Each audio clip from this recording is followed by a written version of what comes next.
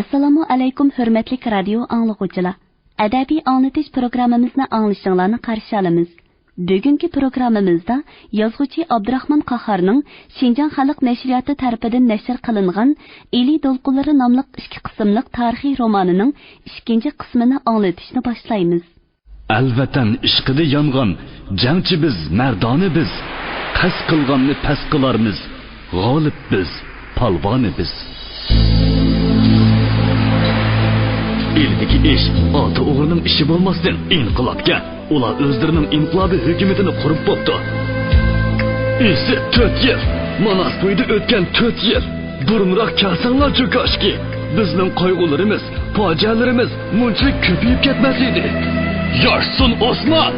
Biz Osman'ın bendisi. Seyrek işler izdin mangan kapırlarını öldürünler. İnqilab qurbonlarini unutib qoldik mı? Altayni oson azat qildik mı? Taturquyun chiqirayotganlarni nimishqa to'smaymiz. O'g'illar bilan tang maydonga chiqqan qizlarga salom. Barakalloh sizlarga. Yoshanglar vatanning qahramon qizlari. İnsonning do'stga mehr muhabbat, dushmanga g'azab nafrat bo'lmasa, uni qandaqmi odam degili bo'ladi?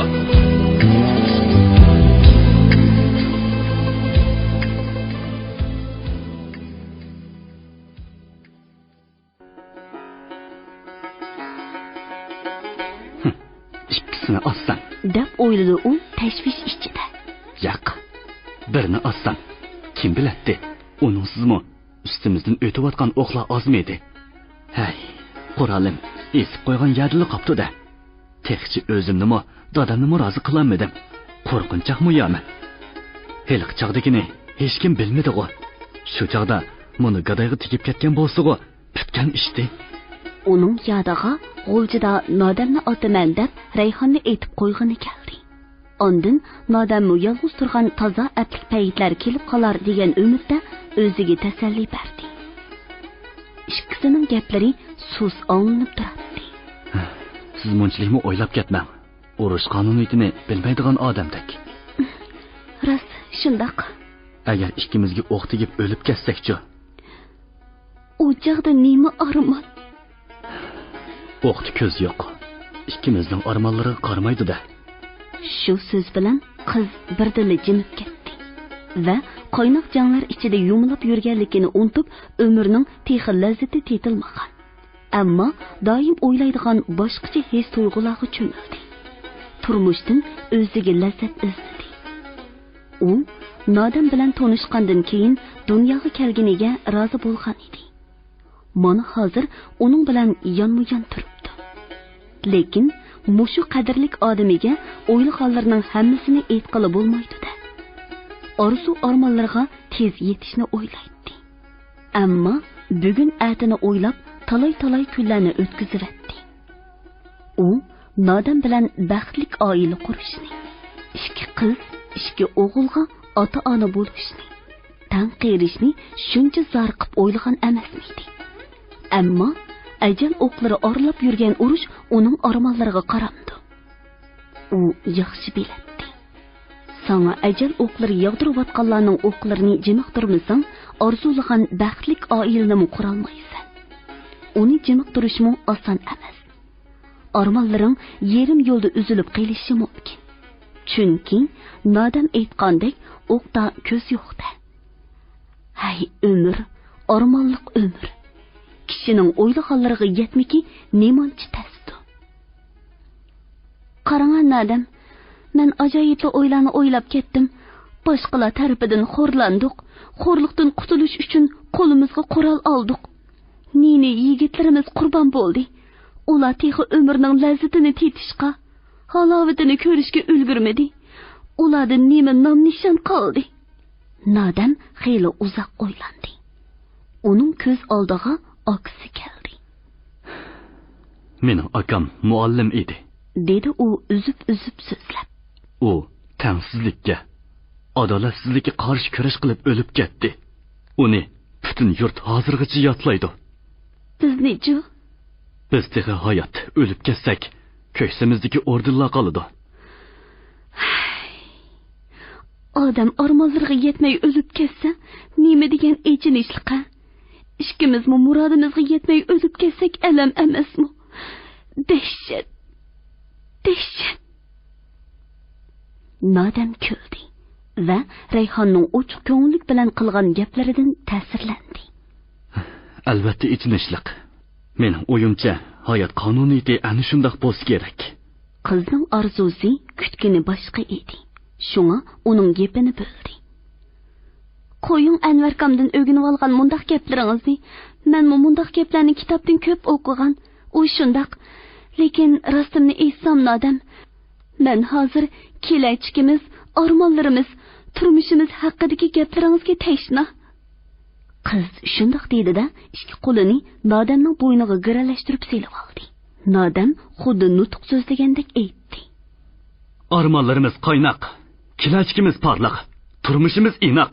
Ikkisi qoqoqlab kulib ketishdi va texmo yaqinroq turishdi. Rayhonning shu topdagi hissiyotini tushungan nodam saq qo'li bilan qizning beshini siladi va sochlarini barmoqlari orasiga elib tarashqa boshladi. Har ikki badan simobdek titradi. Nodam beshini engishtirib edi, qiz daraxt shoxlari orasidan ko'rinib turgan oyni ko'rsatdi. Qarang, oy bizga qaravotidi. Mastga kelayotganda? Unda qilmang, sattirdi. Rayhon shundoq dedi-yu, biroq ikki oyog'ining o'ksini kuchab ko'tardi. Borisjonning taqat qilg'uvchiligi qolmadi. Agar yenida quroli bo'lgan bo'lsa, beshig'i nima kelsa-mu otgan bo'ladi. Amal yo'q-da. Yelimi bo'lsa, ikkisini ayirib etish, gaplarni uzib etish kerak. Nima qiladi, yurakni ziyda qiladigan gaplarni anglab. U bu yerga qandoq kelgan bo'lsa, yana shunda qishib surilib, burunga o'ltirgan yeriga bordi-da, ikkisiga varqirdi. Nodam! Rayhon! Ikkisi cho'chib ketdi. Lekin Varisjonning o'rnidan tonib, ovoz chiqqan tarafga qaradi. Uydan xolti kelibdi. Eg'iz teginglar. Ikkisi o'ng'aysizlandi, biroq bormay bo'lmaydi. Yuring, meni xo'jayinim, sizning tuqqingiz chaqiryotdi. Xoltisiga eg'iz tegayli. Bizni morlab o'ltirgan nemida u? Ko'ragi ko'zimmi yo'qdi u nemini? Ikkisi Varisjon o'ltirgan yerga amdili kelishiga tuyuqsiz o'qlar etilib ketdi va ularning beshidan vingildab o'tishga boshladi. Uchisi yetib oldi. Ular xiyilg'icha yotdi. Lekin etishlar pasiydigandek emas edi. Urush oldingi sepidagi 2-3 kilometr yiroq bu joyda o'pir-to'pir boshlanib ketdi. Osmonda balga o'qlari ko'rindi. U yoqdan bu yoqqa yugurishlar va dejorni razvedkachilarning kimlarnidir izlab varqilashlari anglandi. Uchelisi Zimilankaga yetib elishga oldirib, ba'zida o'milab, ba'zida yer beg'irlab yurdi. Yenjuxu ajoyib qilin qumushliqi, qum barxanlarining ko'pligi ham son-sanoqsiz qor yog'ochligi bilan boshqa yerlardan farqlanib turadi. Dahi Yenzidan Gomindan qismlarni qo'g'lab kelgan Nizomiddin polki Bajanxo'ga kirishda qattiq qarshilikka uchrab, Yenjuxuda to'xtagan. Bir necha qitimli qattiq hujumdan-mu olg'a ilgirlashga mumkin bo'lmagandan keyin qismlar Zimilanka qo'lashga tushdi. Jangchilik hayot qiziq bo'ladi. Har hujum oldida qaysimiz o'limiz, qaysimiz qolimiz deyishib, bir-biriga vasiyatlarni aytishadigan jangchilar tinch yer qezishdan bexatar yer osti uy, tomoqxona, oshxona, iskilab yasashdan chapsoli zerikib qoladi. Xuddi ikki taraf kelishim hosil qilgandek bir poyma o'q uzmagan mezgillar o'tdi. Necha soatlab jiddiy tirkishib qoladigan bosqichlarni o'tdi. Biroq hujum bilan olg'a ilgirlab o'ginib qolgan qo'shin bir o'rinda uzoq turib qilishdi. Haftalar oylarni olg'a siljitmay o'tkazishdan ichi pushib qoladi. Biz Zimilanka qo'lashga kelmagan, dushman bilan urush qilishga kelgan, deb qismdan ketkichilarmi bo'ldi. Yaqinda qismdan o'zligidan ketib qolganlarning sonini olganda 50 dan oshiq odam bo'lib chiqdi. Jang so'ralmalik bilan boradi. Dushman aplik yerda, egizda. Qismlarimiz tövanda, qumishliqda. Qum barxanlarining orasida edi. Ilgirlash nurg'un qon badiliga keladi. Dijorni gayet qarovullarni oralab kelib, okopga tushib, uning qirig'i yo'linib xiyol surib turib qoldi. Atigan sharildab yoqqan yomg'ir amdi oq yig'inga aylanib oldi. Qumushliq, qumliq, butun dala ho'l bo'lib ketgan. Qumush qo'llarida qetib qolgan qon tomchilari seyrilib eqib tushmoqda. İnsonni ishki putlab mang'uzayotgan. Yo'ruq dunyoda tik turg'izayotgan narsaning mana amdi ahmiyatsiz narsaga aylanib, yomg'ir suvlariga qo'shilib, oddiy holda tomchilayotganiga u ma'yuslik his qilmoqda edi. Aynakdek suzuk tomchilar uning hamma yerini ho'l qilyapti. Shu topda u bo'yniga tomchi vossamo andikmaydi. Issiqdan bezgan badallarning salqinlab yayrab ketganligini sezmaydi. Kechki yaqin simildab yig'ayotgan yomg'ir to'xtadi. Oqqush tuman tarqalib ketdi. Hattiginay. Havo shundoq go'zal tusga kirganda qorong'u tushib qoldi. U okopdan irg'ib chiqdi-da, zimilanga yoqqa qadam bosdi va Dijorni bo'limga kirib ketdi.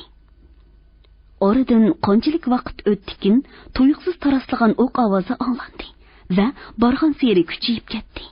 Burutlari dardiyib ketgan Goyit zemilanga ishchidan chiqishiga yugurib hozirab kelgan jangchi: "Yo'ldosh komandir, dushman qarshiligimizni qaramay, kelgundek besib kelyapti" dedi.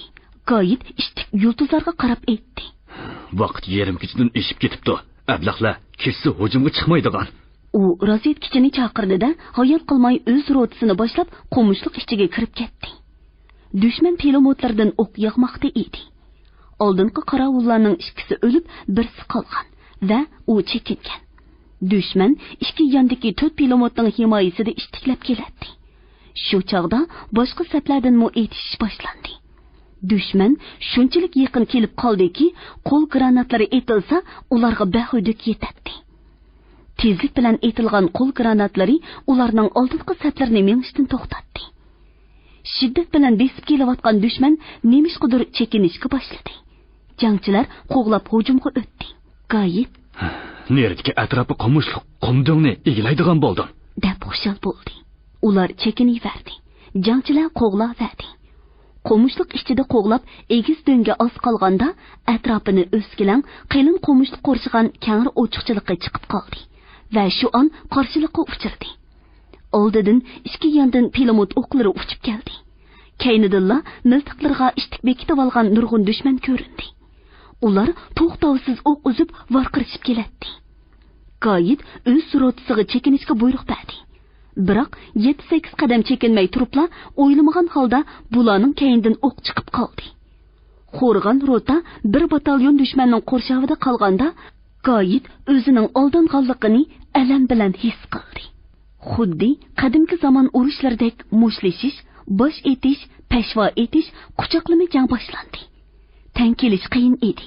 Goyit: "Bir tarafini bosib chiqib ketsak, rotaning bir qismini saqlab qolg'ili bo'ladi" deb o'ylaydi.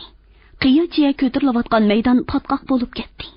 Goyit kuchli qo'llar bilan ikki gomindangchining yelkasini qamollab tutganicha bir-biriga urib yiqitibdi.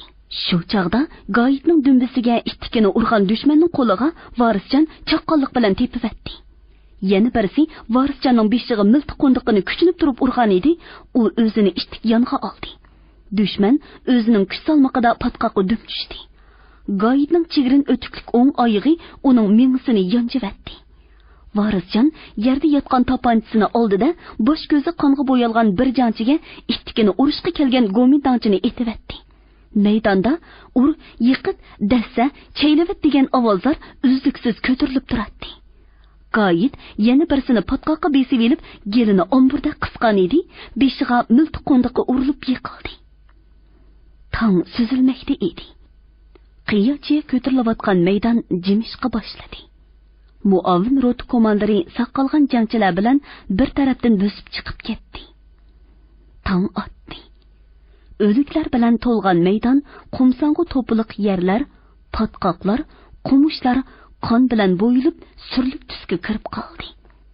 O'ngsili o'sgan, g'azabdan tishlari kirishgan batalyon komandiri Anvar egiz qum do'ngiga chiqib, durbun bilan shu yoqqa qaraydi. Durbun qonliq maydonni aniq ko'rsatdi. maydonda gomindangchilar paydo bo'ldi. Ular yaralanib dushman qo'liga tushib ketgan yardorlarimizning burnini, quliqini kesib, ko'zlarini o'yib, maydalarini yonjib maydonga akilib tashladi. Bu holni beshi yerilib, yuz ko'zi qonga milinib yotgan Goyitmi, durbin bilan qarayotgan Anvarmi ko'rdi. Goyit o'z qismining hayot jangchilari chekinayotganligini payqagan. Lekin bir necha jangchisining beshiga chiqmaslik uchun qimir qilmay yotgan. Mana amdi gomindangchilar o'liklarga nayza sanjib kelyapti. Heli o'zigami sanjishi mumkin. U ig'ir echinish, alam his qilmoqda. Beshiga o'lim soyisi tushgan odamlar ko'p hollarda o'lim oldida o'z xatoligini, savalligini chunqur his qiladi. Goyit gomindan qismlarining chekinib, o'zlarini qo'mishliq ichiga akirib ketganiga, oldanganligiga qattiq pushaymon qilmoqda. U nayzining o'ziga sanjilishiga gumon qilmaydi. Shu holdami yana elishish mumkin, biroq natija chiqmaydi. Nizomiddin apandi 3 kun jang hujum bilan elinmagan dahi yenzini hiyla bilan oldi. Hiyla ishlatib qutulib qolg'ili bo'lmasmi? U qonga bo'yalgan yuzini o'ngda qilib yotdi. O'liklarga nayza sanjib kelayotganlar uning qonlar qaytib qolgan dahshat yuziga bir qardida beshiga tepib etib o'tib ketdi. Goyitning tashvishlangan ko'zi echildi va dun bo'lib, g'ayrat qilib yer beg'irlab, qo'mishliq ichiga kirib ketdi. U kuchinib, bir soatdan oshiqroq yer beg'irlab, oldingi birinchi qarovulga yiqilib keldi. Hey beg'amlar, Moviyaga kelish, meni yulanglar. Varqirda u beshini ko'tarib, qarovul uni yo'lab batalyon shtabi oldiga kelganda, jangchilar komandirini o'rib elishdi. U yana ruhli bo'lsa-mu, putlari dirildab, daldangishib tura olmaydi. Xudoga shukr, omonkansan. Meni oson o'lidi deb edingmi? Yuzlarim nim bo'lib ketgan. Qo'rqyapsan. Meni o'limdan saqlab qolgan qonlar bu. Uni shafqat hamshirlar bo'limi joylashgan zimilonga ichiga akirib ketishdi. Rot komandiri Goyit qurbon bo'ldi. O'ligi dushman ishg'oliyatidagi yerda qoldi. degan xabar tarqalib, ancha uzun o'tmayla u polik bolnisida paydo bo'lganda hammasidan burun uni Varisjon yo'qlab keldi. Goyitning beshi va yuzlaridagi qon dog'lari yuyilib, spirt bilan tozalanib, odam siyoqiga keltirilgan va beshining zaxmlangan yeri tengilgan edi. Varisjon kirganda u suyuq osh ichib o'tadi. Ya Allah, elimi tirik qopsan. O'ylamagan o'yimiz qolmadi juma Goyitga, dedi Varisjon o'ltirishga ijozat berilgandan keyin. Ha, nimacha ansirab ketding? Nimishqa ansirmaymiz? Sen degan odatdagi odammi? Botir komandir tursan. O'nchilik oshirib o'tma. Qani, tomoq kelmamsan. Oshkasi iymon qechibdi degan rost gapda. Rostini essam, dushman deganingga har holda bo'sh kelmaydigan jumovka. Uni biz bilamiz. Senmi bo'sh kelmading. Agar hiliqi xumparning menga urgan ishtikini tepib o'tmagan bo'lsang, men degan yo'qda qaltis jang qilding. Jangchi bo'lsang, shundoq bo'l. Hiliqi toponchining qo'limga qanday tushib qolganini bilamsan. Toza asqotdi u. Uningga chaqqonlik qilding. Menga qaltis yordam uka. Polkovnikka o'zim doklad qilaman. Birinchi bo'lmasimi, ikkinchi darajalik orden ilishga tegishliksan. Mushundoq chaqqonliging bo'lsa, o'zimga konvoy qilib olaymi yosini? Yarg'an bo'lsa mayli. Goyit eshini ichib bo'lib, og'zini olqini bilan surtdi-da, seriq burtini silab qo'yib, yenidan tamaki xaltasini chiqardi. Tamaki o'rg'in afka. Varisjon tamaki yugab tutashtirib berdi. Goyit tamakini xumodan chiqudek qattiq sho'rab chekishga boshladi. Varisjonning ruhi ko'tarilgan. Goyitning maqtashlari uning tavini o'stirgan edi. Urushga qatnashgandan buyon bugun birinchi qitim komandirning maqtashiga erishdi. Texi maqtash bilan ishonchga ega bo'lib o'tdi. Agar uningga konvoy bo'lib olsam, nodamdan ustun o'ringa ega bo'lib olsam, deganim degan, atkinim atgan bo'ladi-da, deb o'ylashga boshladi u. Nodamning hadislar gaptalik qilib gurkarashlari, Rayhonning odamga qiricha, yinich tegishlari komandirlarning maqtashlaridan emasmi?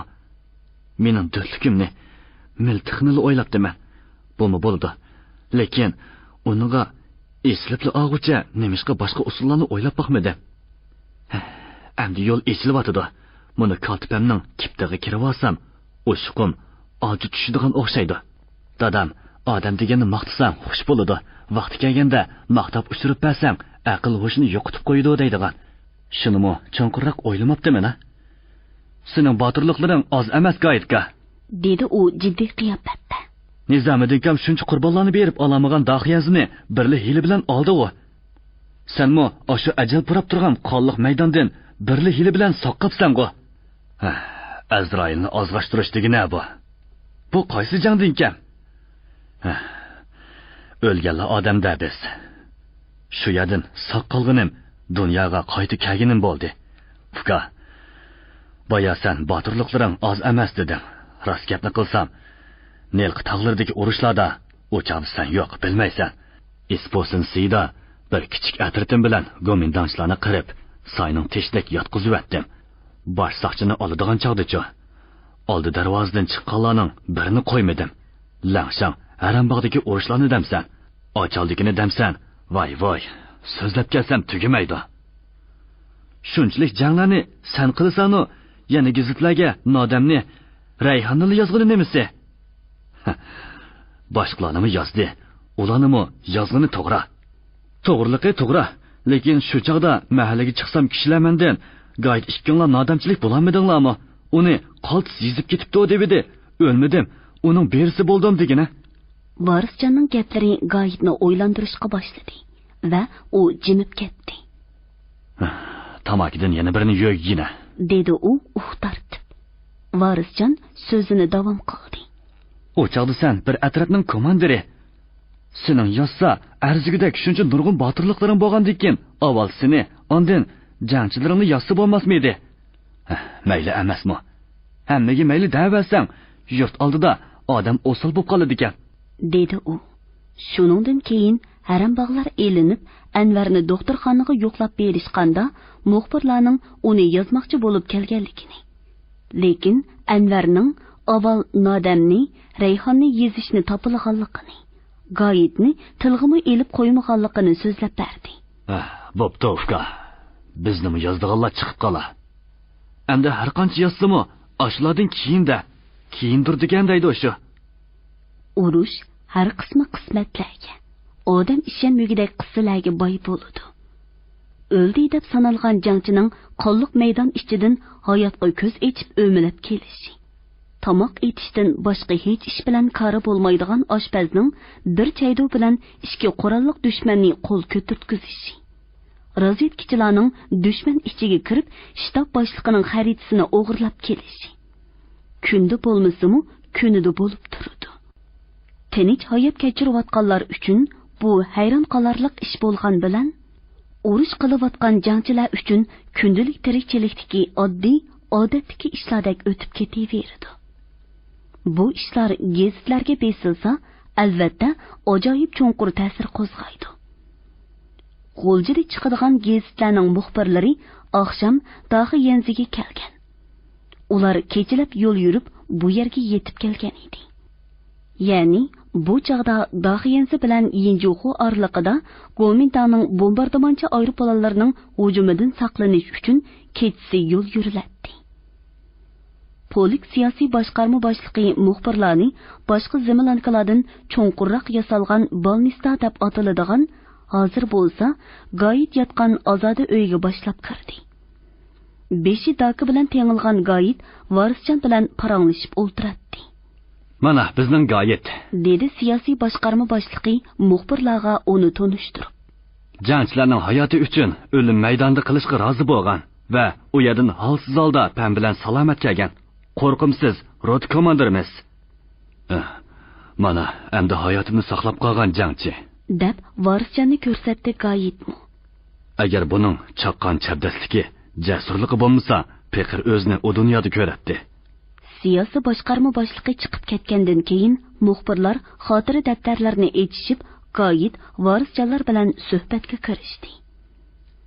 uzoq vaqtdan beri mudofiada turayotgan dushmanning yaqindan beri tahdidi, hujumni ko'payayotganlikdan egilangan gumoniy dalillarni doklad qilish uchun polik shtabi joylashgan Zimilankaga batalyon komandiri Anvar kirib keldi. Yo'ldosh komandir, dedi u hurmat bilan o'ng qo'lini cheksiga elib. Yangidan yuz berayotgan ahvollarni doklad qilish uchun keldim. Rahat. Qani so'zla. Yaqindan beri rotlarga qo'shib etilgan asirlarga qorovullik navbat kelganda yo'qolib ketadigan, boshqalari ularning dayi ketganligini yo'shirdigan ahvollar yuz beryotdi. Yo'shirdiganlar burun qiladimmi? Yo'q, qo'shilganlardan. Nizomiddin o'ylanib qoldi. Surishtirilmadimi? Surishtirildi. Yo'ldosh polkovnik, natija chiqmayotdi. Polkovnikning qo'shimisi turilib, ko'zlari atrofida ushsha qo'riqlar ko'rindi. Bunda holat u jiddiylashganda paydo bo'ladi. Ularni yaxshi tomoq, esil haroqlar bilan mehmon qil. Anvar taajjublandi. Nima?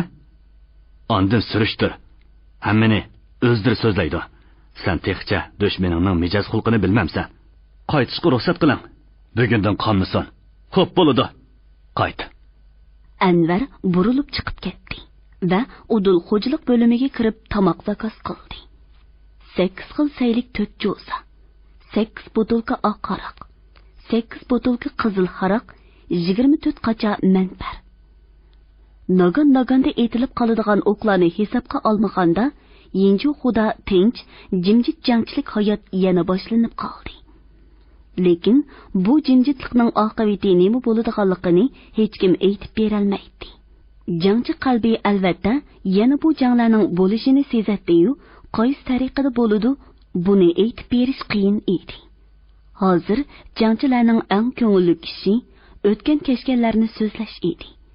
Shunga Jamoliddin bilan Arash Abduvalini uni muhanga qo'ymay uzilib qolgan sarguzashtini so'zlashga elib chiqdi. Soat 12da men qorovullik navbati keladi. Deydi Abduvali kayniga sho'xchib. Uningga qo'yandi. Ikkisi uning ikki belikidan tutib tortib zo'rlaydi. Soat 12ga so'zlaysan, mushiyadilla qorovullikqa borsan. Tatliq uyqungni buzishmi yo'q? Ular qor yog'ish tuyiga kelib o'ltirishdi. Bu yerga bugun Nodam bilan Rayhonning kelmaganiga hayron bo'lgan Varischan yonposhlab yotgan heliqi qo'mushliq yenidan keldi. Menni anglay. Abduvali hikoyasining oxirini so'zlashga tushdi. Shunda qilib, Aqtar bilan kelishib qoldik. Men savat chiqardiganlarni o'qitib bo'lib, al oyog'i besilgandan keyin ularning uyining kayindagi yo'g'on boqqa boraman. Aqtar buvi ota-onasi qattiq uyquga ketgan chaqda asta boqqa chiqadi. Shu yerda uchrashib turadigan bo'ldik. Biz bir-birimizga shundoq echakishib ketdikki, 1-2 kun ko'rishamay qolsak, turolmay qilishatdik. Qish oylari kelganda bizning ko'rishishimiz qiyinlashdi. Buningga yana Aqtar buvi amal topdi. U dadisini shuncha qo'rqsimi, yelim kechilar mazgilda dadisining ko'ni juva, quloqcha, piyimlarini kiyib, xuddi bir arkishdak suratda bizning yotoqqa keladi. Men kuyuk, ishq muhabbatda erlarga qaraganda qizlar chiqmikin deyman. O'z muhabbatiga sodiqlik, vafodorlikda. Agar beshig'i mangulik judolik kelsa, o'zini o'ltirib olgan qizlarni ko'rdim. Ular kuyukdimi shundoq? Vafo aqidadimi shundoq? U kelganda meni izoh tatqizib, quruq kelmaydi. Tuxum po'shkili, samsa, pishqan go'shtlarni elib keladi. Teri qarab o'ltirib, menga yigizmigacha ko'ngli tinmaydi. Bir kuni u beshini ko'ksimga qo'yib turib so'radi. Abduvali, meni rost olamsiz? Uning savoli meni taajjublantirdi. Bu nima deganingiz? So'rayapman-da. U ko'zlarini xumorlashtirib, ko'zimning ichiga qarab turadi. Olmaychi? Rostmi? Rost bo'lmaychi? U har qachon mendan ustun turadi. Amisa, nemishqa uyga kishi kirgizmaysiz? Rostini aytsam, men bu to'g'riliq texi o'ylashmagan edim. Lekin o'ylamabdiman degili bo'lamdi. Siz bilan maslahatlashib qilmoqchi edim. Kishi kirgizsam, dadangiz unami? Dadam unamay qolsa qanday qilasiz? Uning savollariga javob berish tas edi. Unamay qolsa, unamay qolsa bo'pti deydigansizda. Yo'q. Bir ilojini qilamiz. Dadam rost unamasligi mumkin. Unamasa qaytishni o'ylamadingizmi? Men cho'chib ketdim. Qaytish? Bizning bu yerda elib qochmagan emas deydigan gap bor. Men bunday gapni anglagan bo'lsam-mu, lekin bir o'qituvchi uchun bunday qilish nomusqu deb o'ylaydim. Ishkayniga tarsa, balkim shundaqmi qilamiz. Tixa ap qaytib o'ylanmasa, o'ylangandek bo'lmaydigan, qaytib tegmasa puxadan chiqmaydigan, uningsiz o'tgan to'yning e'tiborimi bo'lmaydigan odatmi bor? Axtar bu shundaq deb kulib ketdi. Ikkimizning maslahati shu bo'ldi. Bahorda to'y qildigan bo'lib kelishdik. Bahor oylarimi keldi. Yezning bir oqsoqoli bilan yerlik bir peshqadam o'qituvchini elchilikka mang'uzdim. Birinchi qitimda dadisi maslahat qilayli debdi. Ikkinchi qitimda u mening qizimning xili emas, ham undaq dahriyning bolasiga bergan qizimni yo'q debdi. Xili emas degini gaday ko'rayotgani. Dahriyning bolasi degini dadamni densiz degini edi. Endi dadamni nimishqa dahriy deydi? Buni azroq so'zlay.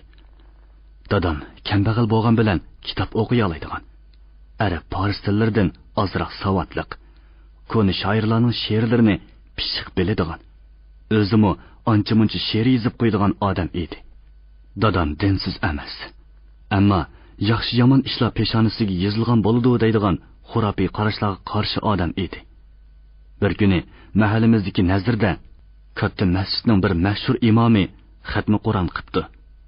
Tugagandan keyin dadam taqsir, nazir chiroq deganda musibat to'g'risidagi oyat o'qilishi kerak. Sizlarning bu o'qiganlari ko'chat yetishtirish, asrash to'g'risidagi oyat. Munda qilsa qandoq bo'ladi? debdi. Shuning bilan nihoyat o'sal holga tushib qolgan imom dadamga ko'nglida o'shmanlik saqlab yuribdi. Yana kunlarning birida shu imomning xotini o'lib ketib, 40 to'shmayla o'yinishning ko'yiga tushibdi. Va shu mahaldagi bir tul xotinning uyiga xubdan namozdan keyin kirdiganligini, bomdod namoziga shu uydan chiqadiganligini kishilar ko'rib qopti. Xutbaga chiqib olib, doim insof, axloq, diyonat, hayot to'g'risida tinmay vaz aytadigan bu imomning rasvochiliklaridan g'azablangan dadam mundaq she'r yozibdi. Bor ishkan bir yurt imomi yeshi 72 da. Deydikan ko'ygan zinoxo'rlar do'zaxning taktida. Bir kuni tasodiban qazo yetib xotiniga qopti navra chavrisi ko'z yosh to'kib mung ilkida. Bu qazo 40 tig'i to'shmay turib nafsi teshib, har yonga qatirabdi imom o'ylanishning qasdida. Uchratib qopti uni asli mahalla bir kuni chiqqani bir tul xotinning uyidan tun kechida. Og'izda xotam amalda o'zinoxo'r badbashar. Bo'pti rost rasvoyi olam al jamoat ko'zicha. Bilmadim qodir xudo bergay anga qandoq jazo. Xo'p bo'lar qandoq jazo ham bu sifat sharmandiga. Dadamning bu she'ri al ichiga tarqilib, jamoat ichida zo'r qiziqish paydo qildi. Heliqi imomning buning bilan o'shmanligi texmi kuchayib, dadamni ahli o'limolar shaniga dog' tushirdi deb mahkama shar'iyga chiqibdi. Uning chaqusi bilan dadam mahkama shar'iyga chaqirilib, 60 darra urush buyurilibdi. Shu chog'dagi g'uljining ilg'or, xalqparvar odami avakri shangan bu ishga aralashib, dadamni 60 darradan qutqizib qopdi. Dadamning ichi kuchlik, nohaq ishlarga g'azabini yushirolmaydigan odam bo'lg'achqa, bir kuni yana bir so'rinda yaxshi yomon ishlar peshoniga yozilgan. Bandining uni ko'miki haq deyilayotganda dadam g'azabini bosolmay Umar Hayyomning muni she'rini o'qibdi. Azaldan liyimni atgan xoliq. Qilmoqchi ishimni bilmish u aniq. Har gunoh qilsammi hukmdan qildim. Mahsharda jazolash bu nechuk mantiq. Shuning bilan dadam yana mahkama shar'iga chaqirilib, avvalgi gunohlariga tavba qilmay, yana ustilab gunoh o'tkazdi deb 100 darraga buyurilibdi. Buningga yana avakri shangan aralashib, 50 darrani so'rab olgan bo'lsa-mu, lekin Dadam qolgan 50 darining zarbisi bilan 3 oydan keyin olamdan o'tdi. Axtar buvining dadisining dadamni Dahri, meni Dahrining bolasi deyishi mushu vajidan edi. Nurg'un odamlar bizning ishimizga aralashdi. Bolalarimizning og'ziga ilm silvadidu. O'zi yavash, oqqarni farq etgan bola. Buningdan yengilmislar deyishdi. Lekin u degan gapidan yonmadi va Axtar buvini uydan chiqarmaydigan bo'ldi. Ham o'qitayotgan kichik bolasini maktabdan chiqarib oldi.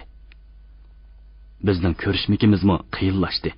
Hatto qichish uchun maslahatmi qila olmaydigan holga keldik. Yoz oylarimi keldi. Vaqt bo'lsa, chapqandek tez o'tyotdi. Qanday qilish kerak? Taqdir degan mushu deb yuramdik. Bir kuni kechida beg'iga bordim va budini bo'lib sayirdim. Axtar buvi ovozimni anglab boqib chiqdi. Chiqdi-da meni ko'rib o'zini otdi. O'ksib yig'lab ketdi. Qancha bazlisammi to'xtar emas edi. Siz uydagi ishlarni bilmaysiz. Meni Arostonga bir bayga to'qqanlikqa bermoqchi bo'lyotdi. Ko'risholmaydigan o'xshaymiz deb pek qo'rqqandim. Undaq bo'lsa qochayli. Sizmi? Menmi tayyorligimizni qilayli. O'gillikka yerim kechida mahaldan chiqib ketamiz. Uchrashadigan yerimiz yolg'iz so'gat. Qochdik. Tangsizlishning oldida To'qayga, yiroq to'qinimizning uyiga yetib bordik. 4 kun o'tgandan keyin bizni izlab Shangyoning 2 odami To'qayga keldi. Bu yerdagi yoshlar bizga bo'lishganlikdan ular Axtar buvini akitalmadi. Buning bilan ular jimib qoldi. Yana keladi deb o'ylab shaharga qochmoqchi bo'lib turatdik. 2 qurolliq cherik bilan heliqi ikkisi kelib qoldi. Hikoyaga toza berilib ketgan Jamoliddin chidiyolmay varqirvatdi. Ahmoq, dastlabdilla shaharga qochmay, nim foydasi bor yaqin yerga qochganning. Biz mundaq o'ylabdik, dedi Abduvali hikoyasini davomlashtirib. Bo'la ish bo'ldi. Endi ikkisining nikohini qilib qo'yaylik demdikim deb qopdimiz. Xayr, biz kechikib qopdik. Shuning bilan Axtar buvini muhtirib etib, men Obral teg'iga yamashdim. Ular meni ko'rib qilib, kaynimdan qo'g'lidi. Dastlab menga yetishib olgan cherikni bir mush bilanla tog'dan domiltib etdim. Hurmatli radio anglag'uvchilar, yozuvchi Abdurahmon Qahorning Xinjiang xalq nashriyati tarafidan nashr qilingan Eli to'lqinlari nomli 2 qismliq tarixiy romanining 2 qismini bugun mush yergacha anglatdik. Davomini ertadagi programmamizda anglag'aysizlar.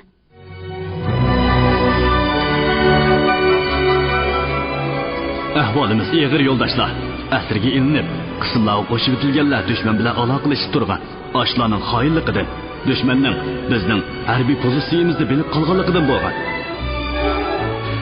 Yo'ldosh komandir, to'pchon ko'tarildi, Botir G'ozi o'tib ketdi. Biroq etishish bo'ldi. Anlagansiz, u yordar bo'lgan bo'lishi mumkin. Uyg'on mash'ili bizni rosa paytida uyg'otqach, kurashda ham nafas bo'lmoq uchun jonni tikib keldi.